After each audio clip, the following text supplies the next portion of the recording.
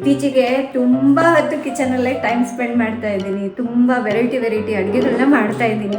ಹೇಗೆ ಕಾಣಿಸ್ತಾ ಇದೆ ಈ ಡ್ರೆಸ್? ಹಾಗೆ ಇದಕ್ಕೆ ಈ ನೆಕ್ಲೆಸ್ ಸೂಟ್ ಆಗಿದೆ, ಸಕ್ಕದಾಗಿದೆ ಚೈನ್.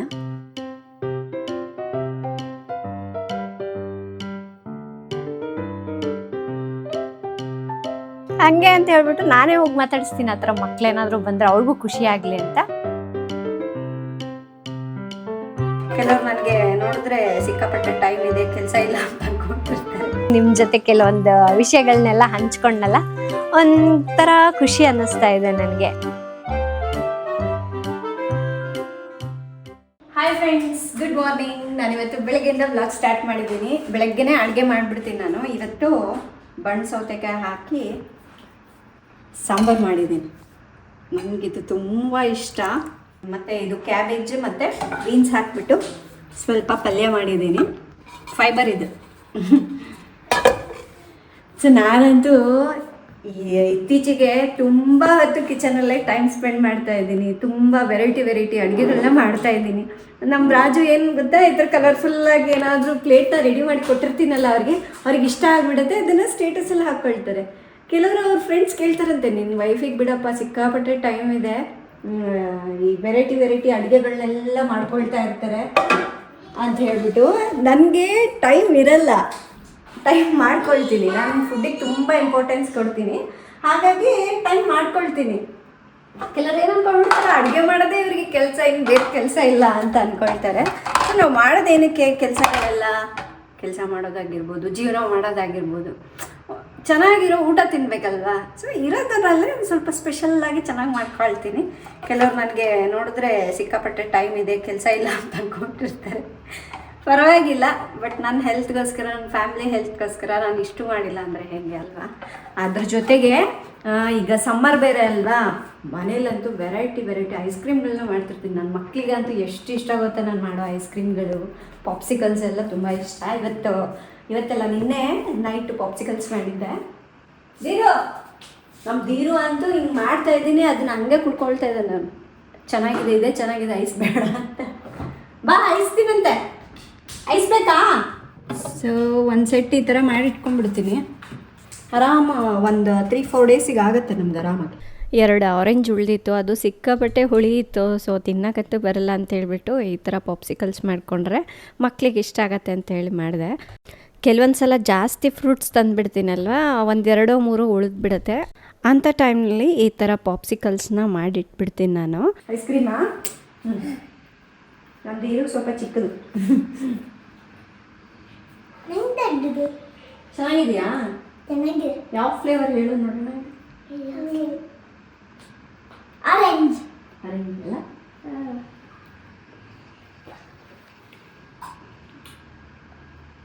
ಸೊ ನನಗೆ ಸ್ವಲ್ಪ ಕೆಲಸ ಇದೆ, ಕೆಲಸ ಮಾಡ್ಕೊಂಡು ಬಂದು ಆಮೇಲೆ ತಿಂತೀನಿ.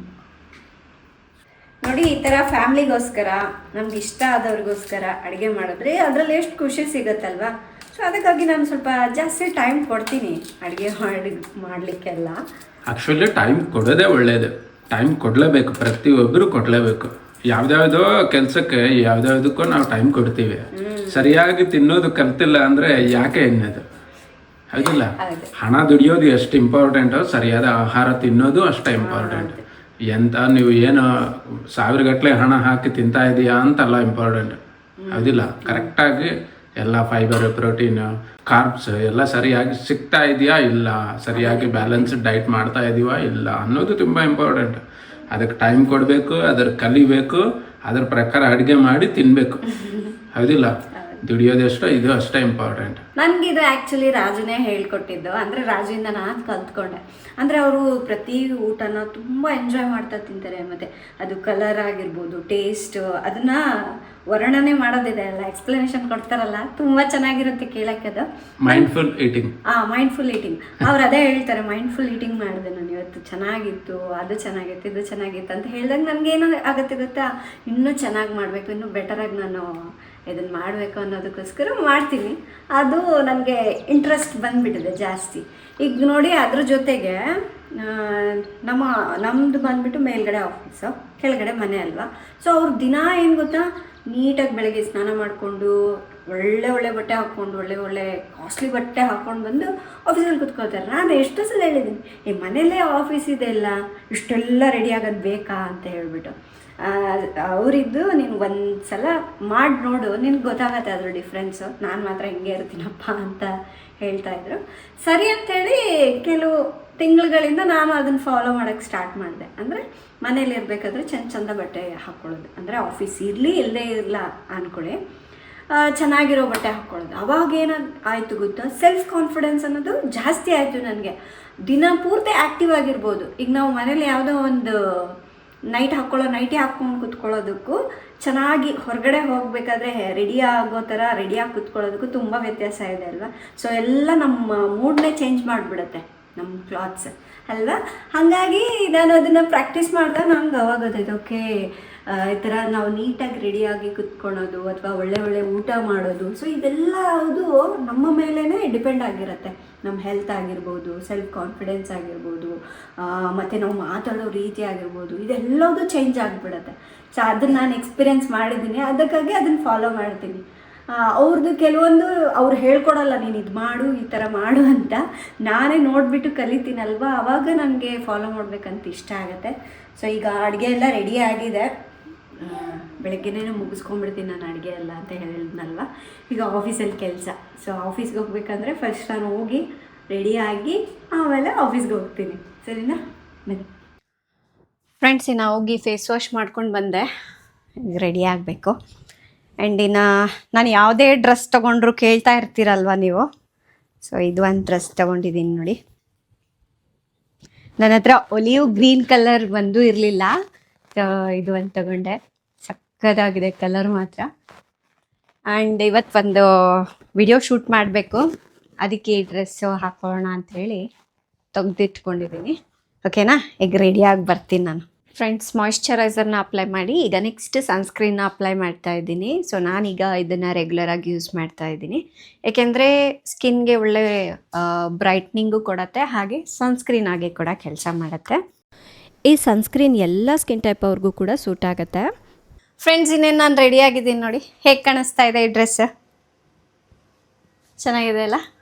ನನಗೆ ತುಂಬ ಇಷ್ಟ ಆಯಿತು, ಕಂಫರ್ಟಬಲ್ ಆಗಿದೆ. ಈ ಸಮ್ಮರ್ಗೆ ಈ ಥರ ಡ್ರೆಸ್ಗಳಿದ್ರೆ ಎಷ್ಟು ಚೆನ್ನಾಗಿರುತ್ತೆ. ಆ್ಯಂಡ್ ನೀವೆಲ್ಲಾದರೂ ಟ್ರಿಪ್ ಹೋಗಬೇಕು ಅಥವಾ ಎಲ್ಲಾದರೂ ಹೊರಗಡೆ ನೈಟ್ ಡಿನ್ನರ್ಗೆ ಹೋಗಬೇಕು ಅಂದರೆ ಸಖತ್ತಾಗಿ ಸೂಟ್ ಆಗುತ್ತೆ. ಆ್ಯಂಡ್ ನನ್ನ ಇಯರಿಂಗ್ಸ್ ಬಗ್ಗೆ ಕೂಡ ಕೇಳ್ತಿರ್ತಾರೆ, ಎಲ್ಲಿ ತೊಗೊಂಡ್ರಿ ಅಂತ ಹೇಳ್ಬಿಟ್ಟು ಇದ್ರಲ್ಲಿ ತೋರಿಸ್ತೀನಿ ನೋಡಿ. ಇದಕ್ಕೆ ಮ್ಯಾಚ್ ಆಗುತ್ತೆ ಅಂತ ಹೇಳಿ ಈ ಇಯರಿಂಗ್ ಹಾಕ್ಕೊಂಡಿದ್ದೀನಿ.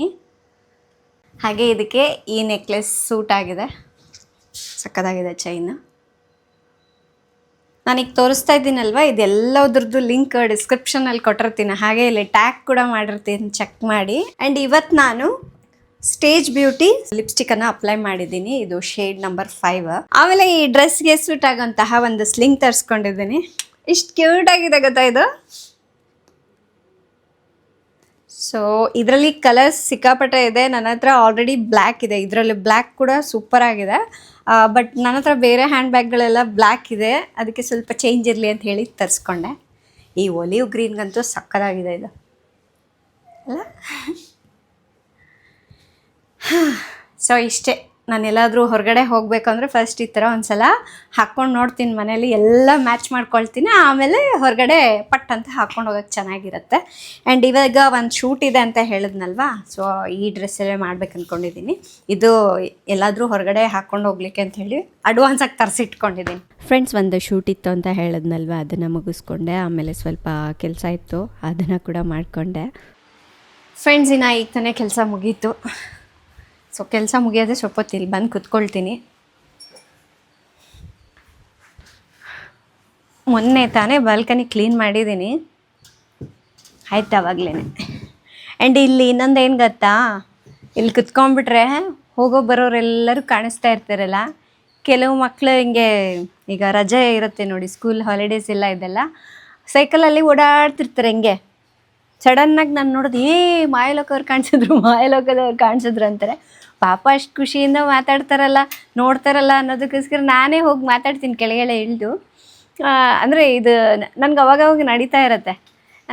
ರೀಸೆಂಟಾಗಿರೋದನ್ನು ಹೇಳ್ತಾ ಇದ್ದೇನೆ, ನನಗೆ ಎಕ್ಸ್ಪೀರಿಯೆನ್ಸ್ ಆಗಿರೋದನ್ನು. ಒಂದು ಹುಡುಗ ಬಂದು ಹಿಂಗೆ ಮನೆ ಮುಂದೆ ನೋಡಿದ್ರು, ನೋಡೋದೆ ನಾನೇ ಹೋಗಿ ಮಾತಾಡಿಸಿದೆ. ಖುಷಿಯಾಗ್ಬಿಟ್ಟೆ, ತುಂಬ ಖುಷಿಯಾದ. ಈ ಮನೆನ ನಾನು ಹಿಂಗಿಂದನೇ ಓಡಾಡ್ತಾ ಇರ್ತೀನಿ, ಈ ಮನೆ ಅಂತ ಗೊತ್ತಿಲ್ಲ ನನಗೆ ಮಾಯಲೋಕದವ್ರದ್ದು ಅಂತ.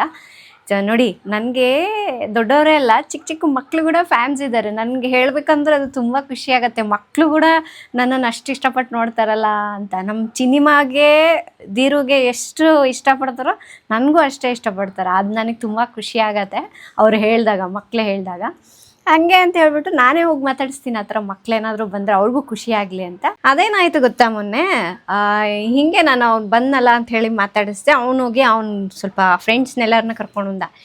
ಅವ್ರ ಮನೆ ಇಲ್ಲೇ ಇದೆ ಬಾ, ನಾನು ಅವ್ರ ವೀಡಿಯೋಸ್ ನೋಡ್ತೀನಿ ಅಂತೇಳಿ ಕರ್ಕೊಂಬಂದ. ಓಕೆ ಅಂತೇಳಿ ಅವ್ನ ಫ್ರೆಂಡ್ಸ್ನೆಲ್ಲ ಮಾತಾಡಿಸ್ದೆ. ಅಲ್ಲಿ ಸ್ವಲ್ಪ ಮುಂದೆ ಹೋಗೋದೇ ಹೆಂಗೆ ಮಾತಾಡ್ತಾಯಿದ್ರು ಗೊತ್ತಾ ಮಕ್ಕಳು, ಭಾಳ ಲೋಕದವ್ರು ನಕ್ಕಿದಾರೆ ಗೊತ್ತಾ ನನ್ನ ನೋಡಿ ಅವ್ರು ಮಾತಾಡಿಸ್ಬಿಟ್ರು. ಅಂದರೆ ನಂಗೆ ಕೆಲವೊಂದ್ಸಲ ಆಶ್ಚರ್ಯ ಆಗಿಬಿಡುತ್ತೆ. ಅಂದರೆ ನನಗೆ ನಗಕ್ಕೆ ಬರಲ್ಲ ಅಂದ್ಕೊಂಬಿಟ್ಟಾರ, ಅವ್ರನ್ನೆಲ್ಲ ನಗ್ತಾ ಮಾತಾಡ್ಸಲ್ಲ ಅಂದ್ಕೊಂಬಿಟ್ಟಿದಾರ ಅಂತ. ಅಂದರೆ ಕೆಲವರು ನನ್ನ ಹತ್ರ ಮಾತಾಡೋಕ್ಕೆ ಅಂದರೆ ಏನು ಅಂದ್ಕೊಳ್ತಾರೋ ಏನೋ ಅಂಥೇಳಿ ಮುಜುಗರ ಪಡ್ತಿರ್ತಾರೆ. ಬಟ್ ಕೆಲವೊಂದ್ಸಲ ಆ ಥರ ಅವ್ರಿಗೆ ಅಂದರೆ ಅವ್ರ ಫೇಸಲ್ಲಿ ಗೊತ್ತಾಗತ್ತಲ್ಲ ನನಗೆ, ಅವ್ರು ನಾಚಿಕೆ ಪಡ್ತಾ ಇದ್ದಾರೆ ಅಥವಾ ಏನೋ ಒಂಥರ ಫೀಲ್ ಆಗ್ತಾ ಇದ್ದಾರೆ ಅಂದಾಗ ನಾನೇ ಹೋಗಿ ಮಾತಾಡಿಸ್ಬಿಡ್ತೀನಿ. ನನಗೆ ಏನು ಭಯ ಗೊತ್ತಾ, ಕೆಲವೊಂದು ಸಲ ಸುಮ್ಮನೆ ನೋಡ್ತಿರ್ತಾರಲ್ವ, ಯಾರು ಅಂತ ಗೊತ್ತಿರೋದಿಲ್ಲ, ಯಾರು ಅಂತ ಹೇಳಿ ನೋಡ್ತಿರ್ತಾರೆ. ನಾನು ಹೋಗಿ ಮಾತಾಡ್ಸೋದು ಚೆನ್ನಾಗಿರಲ್ಲ. ಆಮೇಲೆ ನೀವು ಯಾರೋ ಗೊತ್ತಿಲ್ಲ ಅಂದ್ಬಿಟ್ರೆ ಕಷ್ಟ ಅಂತ ಹೇಳ್ಬಿಟ್ಟು ನಾನು ಯೋಚನೆ ಮಾಡ್ತೀನಿ ಸ್ವಲ್ಪ. ಓಕೆ, ಅವ್ರು ನಮ್ಮ ವೀಡಿಯೋಸ್ ನೋಡೋರಾದರೆ ಅವ್ರ ಫೇಸಲ್ಲಿ ಒಂಥರ ಎಕ್ಸ್ಪ್ರೆಷನ್ನೇ ಚೇಂಜ್ ಆಗೋಗ್ಬಿಡತ್ತಲ್ಲ, ಅದನ್ನು ಗಮನಿಸ್ತೀನಿ ಆದಷ್ಟು. ಸೊ ಈ ಥರ ಮಕ್ಕಳು ಬಂದು ನನಗೆ ಒಂಥರ ನೋಡ್ತಾರಲ್ಲ, ಅದು ತುಂಬ ಚೆಂದ ಅನಿಸುತ್ತೆ. ಇನ್ನು ಲಾಸ್ಟ್ ಟೈಮ್ ಒಂದು ಇನ್ಸಿಡೆಂಟ್ ಆಗಿತ್ತು. ಏನು ಗೊತ್ತಾ, ಒಂದು ಹುಡುಗಿ ಹಿಂಗೆ ಬೇಬಿ ಡಾಲ್ ಥರ ಸಖತ್ತಾಗಿದ್ದಾಳೆ, ದುಂಡಿಗೆ ಚೆನ್ನಾಗಿದ್ಲು. ಬಂದುಬಿಟ್ಲು, ಸೈಕಲ್ ಹಾಕ್ಕೊಂಡೇ ಬಂದಿದ್ದಾಳೆ. ನಾನು ಹಾಲಲ್ಲಿ ಕುತ್ಕೊಂಡು ತಿಂಡಿ ತಿಂತಾಯಿದ್ದೆ. ಅದು ಹೆಂಗೋ ಲೈಟ್ ಆನ್ ಮಾಡಿದ್ದೆ, ಹಾಗಾಗಿ ಕಾಣಿಸಿದ್ದೀನಿ ನಾನೇ ಅಂತ. ಅವರು ಸಡನ್ನಾಗಿ ಬಂದುಬಿಟ್ಟು, ಆಂಟಿ ನಾನು ನಿಮ್ಮ ವೀಡಿಯೋಸ್ ನೋಡ್ತೀನಿ ಗೊತ್ತಾ, ಎಷ್ಟು ಚೆನ್ನಾಗಿ ಮಾಡ್ತೀರೋ ಗೊತ್ತಾ ನೀವು ವೀಡಿಯೋಸು, ನನಗೆ ತೋಟದ ವೀಡಿಯೋಸ್ ಇಷ್ಟ, ನೀವು ಚಿನಿಮಗೆ ದೀರುಗೆ ಅದು ಇದು ಸ್ವೀಟ್ಸು ಸ್ನ್ಯಾಕ್ಸ್ ಎಲ್ಲ ಮಾಡ್ತೀರಲ್ಲ ಅದೆಲ್ಲ ಇಷ್ಟ ಆಗತ್ತೆ, ನಾನು ಇಲ್ಲೇ ಇರೋದು ಗೊತ್ತಾ, ನಮ್ಮ ಮನೆ ಇಲ್ಲೇ ಇದೆ ಪಕ್ಕದ ಬೀದಿಯಲ್ಲಿ, ಏನೇನೇನೇನೋ ಹೇಳೋದು. ಮತ್ತು ನನ್ನ ವೀಡಿಯೋಸ್ ಏನೆಲ್ಲ ನೋಡಿರ್ತಾರಲ್ಲ ಅದ್ರ ಬಗ್ಗೆ ಎಲ್ಲ ಎಕ್ಸ್ಪ್ಲೈನ್ ಮಾಡೋದು. ಮತ್ತು ಅದು ಸಾಲದು ಅಂತ ಹೇಳಿ ಅವ್ರ ಫ್ರೆಂಡ್ಸ್ನೆಲ್ಲ ಕರ್ಕೊಂಬರ್ತಾರೆ. ಮಕ್ಕಳಾದರೆ ಮಾತ್ರ ಅವ್ರ ಫ್ರೆಂಡ್ಸ್ನೆಲ್ಲ ಕರ್ಕೊಂಬರ್ತಾರೆ. ಸೊ ಈ ಥರ ಒಂದು 2-3 ಸಲ ನನಗೆ ಎಕ್ಸ್ಪೀರಿಯೆನ್ಸ್ ಆಗಿದೆ. ಅದಕ್ಕೆ ನಾನು ಯಾರೇ ಮಕ್ಕಳು ಬಂದರೂ ಮಾತಾಡ್ಸಿದ್ರು ಫಸ್ಟ್ ಹೋಗ್ತೀನಿ, ನಾನು ಮಾತಾಡಿಸ್ತೀನಿ. ಏನು ಕತೆ, ಏನು ಮಾಡ್ತಾಯಿದ್ದೀರಾ, ಏನು ವೀಡಿಯೋಸ್ ಇಷ್ಟ ನಿಮಗೆ, ಅದೆಲ್ಲದು ಕೇಳ್ತೀನಿ. ಅವರು ಒಂದಿಷ್ಟು ಲೀಸ್ಟ್ ಕೊಡ್ತಾರೆ. ನೀವು ಯಾಕೆ ಇತ್ತೀಚೆಗೆ ಈ ಏನೋ ಗಾರ್ಡನ್ ವೀಡಿಯೋಸ್ ಮಾಡ್ತಾಯಿಲ್ಲ ಅಂಥೇಳಿ ಕೆಲವರು, ಅದೊಂದು ನನಗೆ ಚೆನ್ನಾಗಿ ಅನ್ನಿಸ್ತು. ಈ ಥರ ಕೇಳ್ತಾರಲ್ಲ ಮಕ್ಕಳು, ಅವ್ರಿಗೆ ಎಷ್ಟೊಂದು ಆಸಕ್ತಿ ಇದೆ ಅಲ್ವಾ. ಅಟ್ಲೀಸ್ಟ್ ಅವರು ಗಿಡಗಳು ಬೆಳೆಯೋಕ್ಕಾಗತ್ತೋ ಇಲ್ಲೋ ಅದು ಗೊತ್ತಿಲ್ಲ, ಅಟ್ಲೀಸ್ಟ್ ನಮ್ಮ ವಿಡಿಯೋ ನೋಡಿ ಅವರು ಎಷ್ಟು ಎಂಜಾಯ್ ಮಾಡ್ತಾರಲ್ಲ, ಅವ್ರಿಗೋಸ್ಕರನಾದರೂ ಮಾಡಬೇಕಂತ ಅನಿಸುತ್ತೆ. ಆ್ಯಂಡ್ ರೀಸೆಂಟಾಗಿ ಒಬ್ಬ ಹುಡುಗ ಬಂದಿದ್ದ ಮಾತಾಡ್ದ ಅಂತಲ್ಲ ಹೇಳಿದ್ನಲ್ವ, ಅವನೇನು ಮಾಡ್ದೆ ಗೊತ್ತಾ, ಸೊ ಫಸ್ಟು ಟೈಮ್ ಬಂದಾಗ ಅವನು ಸೆಲ್ಫಿ ತೊಗೊಳೋದು ಮರ್ತೋಗ್ಬಿಟ್ಟಿದ್ದಾನೆ ನನ್ನ ಜೊತೆ. ಅದಕ್ಕೆ ಅವ್ನು ಮತ್ತೆ ಸೆಕೆಂಡ್ ಟೈಮ್ ಅವ್ರ ಅಪ್ಪನ ಕರ್ಕೊಂಡು ಬಂದಿದ್ದಾನೆ. ಬಂದು ಸರಿ ಬಾಪ ಅಂತ ಹೇಳಿ ಮೇಲೆ ಕರೆದ್ಮೇಲೆ, ಆಂಟಿ ನೀವು ನನ್ನ ಜೊತೆ ಫೋಟೋ ತೊಗೊಂಡ್ಬಿಟ್ಟು ನಮ್ಮ ಮಮ್ಮಿಗೆ ಕಳಿಸಿ ಅಂತ ಹೇಳ್ದ. ನನಗೆ ಅರ್ಥ ಆಗಲಿಲ್ಲ ಒಂದು ನಿಮಿಷ. ಅಂದರೆ ನಾನು ಹೆಂಗೆ ಕಳ್ಸೋಕ್ಕಾಗತ್ತೆ ಅವ್ರ ಅಮ್ಮಗೆ ಅಂತ ಹೇಳಿ ಯೋಚನೆ ಮಾಡಿದೆ. ಆಮೇಲೆ ಅವನು ಒಂದು ಐಡಿಯಾ ಕೊಟ್ಟ ನನಗೆ, ಆಂಟಿ ನೀವು ನಿಮ್ಮ ಫೋನಲ್ಲಿ ಒಂದು ಸೆಲ್ಫಿ ತೊಗೊಳ್ಳಿ, ನಾನು ನಮ್ಮಮ್ಮನ ನಂಬರ್ ಹೇಳ್ತೀನಿ, ಆ ನಂಬರ್ಗೆ ನೀವು ಸೆಂಡ್ ಮಾಡಿ ಆ ಫೋಟೋನ, ಅಂದರೆ ನಮ್ಮಮ್ಮ ಖುಷಿ ಪಡ್ತಾರೆ ನಿಮ್ಮನ್ನು ಮೀಟ್ ಮಾಡಿದ್ದೀನಿ ಅಂದರೆ ಅದು ನನಗೆ ಎಷ್ಟು ಚೆನ್ನಾಗಿ ಅನ್ನಿಸ್ತು ಗೊತ್ತಾ. ಅಲ್ಲ, ಎಷ್ಟೆಲ್ಲ ನನ್ನ ಇಷ್ಟಪಡ್ತಾರಲ್ಲ ಮಕ್ಕಳು ಕೂಡ. ಯೂಶ್ವಲಿ ನಮಗೆ ಥಾಟ್ ಬರುತ್ತಲ್ವ, ಸಣ್ಣ ಮಕ್ಕಳು ವೀಡಿಯೋಸ್ ನೋಡಿನೇ ಇಷ್ಟಪಡ್ತಾರೆ ಅಂತ. ಆ ಥರ ಇರೋದಿಲ್ಲ. ನಮ್ಮ ತೋಟದ ವೀಡಿಯೋಸ್ ಇಷ್ಟ ಆಗತ್ತಂತೆ, ನಾನು ಮಾಡೋ ಕುಕ್ಕಿಂಗ್, ಎಕ್ಸ್ಪೆಷಲಿ ಅದು ಹಾಯ್ ಫ್ರೆಂಡ್ಸ್ ಅಂತ ಹೇಳ್ತೀನಲ್ವ, ಅದು ಇಷ್ಟ ಆಗತ್ತಂತೆ. ಅವ್ರ ಮನೇಲಿ ಹಾಯ್ ಫ್ರೆಂಡ್ಸ್ ಅಂತೇಳಿ ಅವ್ರ ಅಮ್ಮ ಏನಾದರೂ ಫೋನ್ ಆನ್ ಮಾಡಿದ್ರೆ ಅದು ನನ್ನ ಧ್ವನಿ ಕೇಳ್ತು ಅಂದರೆ ಸೊ ಅವ್ರು ಫೋನ್ ಇಸ್ಕೊಂಡು ನೋಡ್ತಾರಂತೆ. ಸೊ ಈ ಥರ ಎಷ್ಟೊಂದು ಎಕ್ಸ್ಪೀರಿಯೆನ್ಸ್ನ ನಾನು ಮಾಡಿದ್ದೀನಿ ಗೊತ್ತಾ. ನನಗೆ ಅದು ನಿಜ, ನನಗೆ ದೊಡ್ಡವ್ರಿಗಿಂತ ಮಕ್ಳು ಫ್ಯಾನ್ಸೇ ಜಾಸ್ತಿ ಇದ್ದಾರೆ ಅಂತ ಅನ್ಸುತ್ತೆ ಒಂದು ಕಡೆ. ಖುಷಿ ಆಗತ್ತೆ. ಮಕ್ಕಳು ಎಲ್ಲರೂ ಯಾರೆಲ್ಲ ನನ್ನ ವೀಡಿಯೋಸ್ ನೋಡ್ತೀರಾ ಅವರೆಲ್ಲರಿಗೂ ಥ್ಯಾಂಕ್ ಯು ಸೋ ಮಚ್. ಇನ್ನೊಂದೇನು ಗೊತ್ತಾ, ನಾವು ಕೆಲಸ ಮಾಡುವಾಗ ಕಂಟಿನ್ಯೂಸ್ ಆಗಿ ಕೆಲಸ ಮಾಡಬಾರ್ದು. ಅವಾಗವಾಗ ಸ್ವಲ್ಪ ಬ್ರೇಕ್ ತೊಗೊಳ್ಬೇಕು, ಇಲ್ಲಾಂದರೆ ತಲೆ ಕೆಟ್ಟೋಗ್ಬಿಡತ್ತೆ. ನಾನು ಅಷ್ಟೇಪ್ಪ, ಸ್ವಲ್ಪ ಕೆಲಸ ಮಾಡ್ತೀನಿ, ಸ್ವಲ್ಪ ಹೊತ್ತು ನನಗೆ ಏನೋ ಕುತ್ಕೊಳ್ಬೇಕು ಸಮಾಧಾನವಾಗಿ ಅಂತ ಅನ್ಸತ್ತಲ್ಲ, ಈ ಥರ ಬಾಲ್ಕನಿಗೆ ಬಂದು ಸ್ವಲ್ಪ ವಾಟರ್ ಫೌಂಟೇನ್ ಆನ್ ಮಾಡ್ಕೊಳ್ತೀನಿ.